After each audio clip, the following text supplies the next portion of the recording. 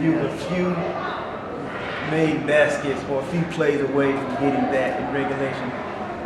Talk about your thoughts, especially the last possession that they had. What went through your mind where you didn't maybe you should have done some more strategic fouling or something to that effect? We talked about that. I thought about that. I was like, wow, strategically, we probably should have fouled her, put her on line. That way we wouldn't take the chance of being beat by 3. We said we was going to box her. We boxed her, and she just didn't do her assignment. So that was the game plan. We had Lady on the ball to kind of give a little deflection. So when the ball got in, and she just took the shot. Those are the kind of shots that you just can't call them. I mean, it just happened. But I know one thing, we have to learn how to play defense. Defense, we gave up 45 points in the second half, and that's unacceptable.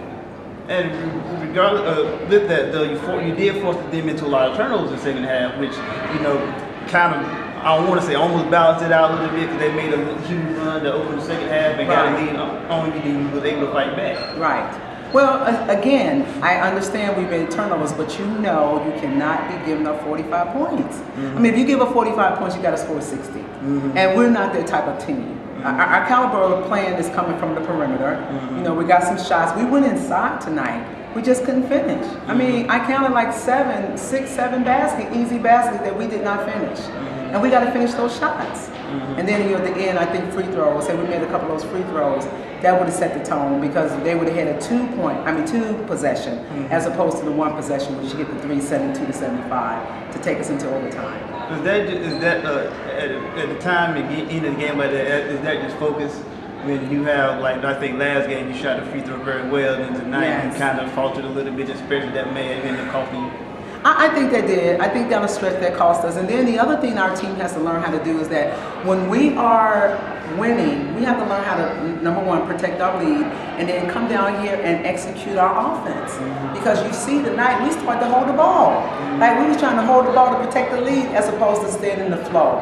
And I think again with a young team and trying to get them to understand that right now, because they did that, they never relinquished from their plays. They executed whether they made the shot or not. They didn't hold the ball, and we got to learn how, as a team, down the stretch, when you're in a tight game, you got to execute. And we talk about that all the time. So I think we didn't do a very good job, even in overtime, in executing. You came in the game on a 2-game winning streak. You almost made it 3. You got a few more games before the start of the tournament. What do you take the girls now? And we're going to keep fighting. I mean, right now, you got to know that. You got to know we're still fighting for good seeding position.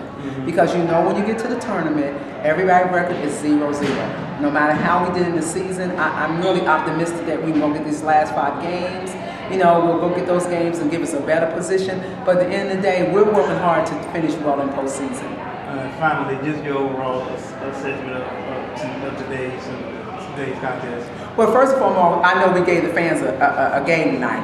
If I'd been sitting on the other side, I'd be like, wow, this game is going back and forth. This is just going to come down to a bucket or 2. And that's exactly what it came down to. I told my team I was proud of them in terms of our fight through. We didn't give up. We didn't stop. We tried our best to persevere. But at the end of the day, we got to finish shots. And we got to play defense. All right, I appreciate it.